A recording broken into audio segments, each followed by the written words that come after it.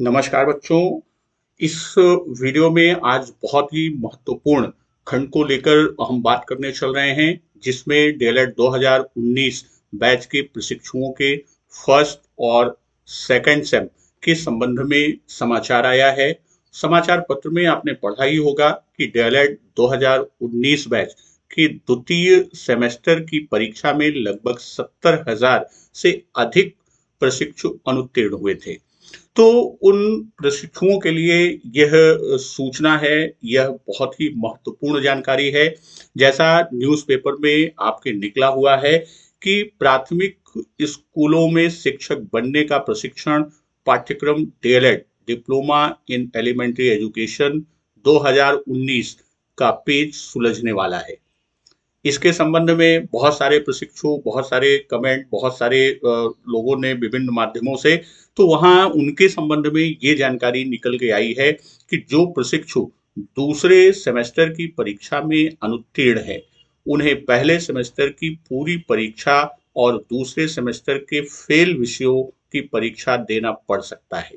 तो यहाँ एक प्रस्ताव है जो शासन को दिया गया है। तो परीक्षा नियामक प्राधिकारी कार्यालय ने निदेशक बेसिक शिक्षा को यह प्रस्ताव भेजा है।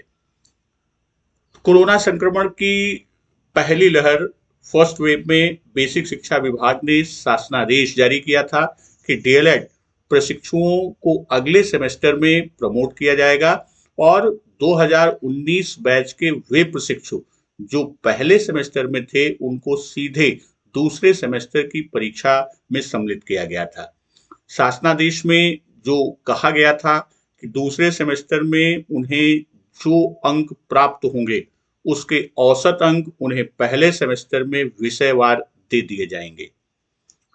किंतु दूसरे सेमेस्टर के इम्तिहान में लगभग 70,000 प्रशिक्षु अनुत्तीर्ण हुए हैं और यह पेच फंसा हुआ था। यह समस्या थी कि कुछ विषयों में अनुत्तीर्ण थे, उन्हें औसत अंक देने पर भी पहले सेमेस्टर में उत्तीर्ण नहीं हो रहे हैं, इसलिए उन्हें अगले सेमेस्टर में भेजने का प्रकरण अभी लटका हुआ है, लंबित है। तो यहाँ यह जान लीजिए कि जो आपका जब 19 बैच सेकंड सेम में थे, तो उस समय जो प्रमोट करने के लिए आपको प्रमोट करने के लिए जो आपको शासनादेश जारी किया गया था आपके लिए, उसमें यह कहा गया था कि सेकंड सेमेस्टर में जो भी अंक आप प्राप्त करते हैं, उसी के आधार पर आपको फर्स्ट सेमेस्टर का अंक दे दिया जाएगा, औसत के आधार पर वही अंक। तो यहाँ लगभग 70,000 से अधिक प्रशिक्षु जो अनुत्तीर्ण हुए हैं, उनके लिए यह निकल के आ रहा है कि उन्हें फर्स्ट सेमेस्टर के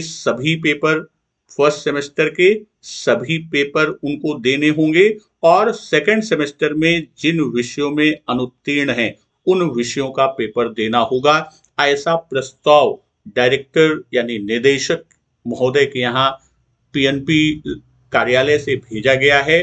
अब यहाँ पर देखिए, आपका आया है कि इम्तिहान देकर करना होगा पास।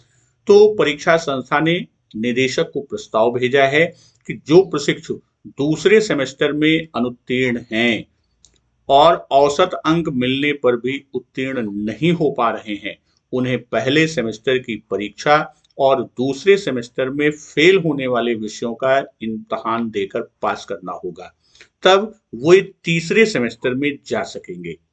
अर्थात तो तीसरे सेमेस्टर की परीक्षा वो तभी दे पाएंगे जब वो थर्ड सेमेस्टर की परीक्षा को तभी वो सम्मिलित हो पाएंगे जब फर्स्ट और सेकंड सेम के अनुत्तीर्ण विषयों में वह उत्तीर्ण हो जाएंगे, उसकी परीक्षा पास कर लेंगे। तो कुछ ऐसे भी प्रशिक्षु हैं जो दूसरे सेमेस्टर में फेल हैं, लेकिन औसत अंक पाकर पहले सेमेस्टर में उत्तीर्ण हो रहे हैं। तो उन लोगों को केवल दूसरे सेमेस्टर में फेल विषय की ही परीक्षा पास करनी होगी और यह निर्देश जैसा मिलता है उसी का अनुपालन होगा। उसी के आधार पर अगली सूचना या अगला नोटिस आपको जारी किया जाएगा। ये सचिव परीक्षा नियामक महोदय की तरफ से आया हुआ बहुत ही महत्वपूर्ण खंड है। और यहाँ अभी आपका सेकंड सेम में जो अनुत्तीर्ण है, अगर उनका अंकानुसंधान या स्क्रूटनी में कोई परीक्षार्थी पास हो जाता है तो वह भी क्या होगा, सीधे थर्ड सेम में प्रवेश कर जाएगा, अन्यथा यही सारी शर्तें उनके लिए भी लागू होंगी।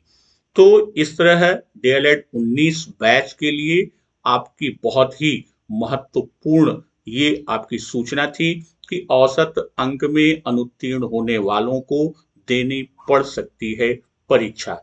तो यहाँ पर आप अपनी तैयारी इसी क्रम में, जैसा आपने थर्ड सेम के प्रमोट के लिए आपने थर्ड सेम के प्रमोट के लिए आपने ट्विटर अभियान चलाया या विभिन्न ज्ञापन के माध्यम से आपने प्रयास किया और आपका प्रयास लगातार जारी है।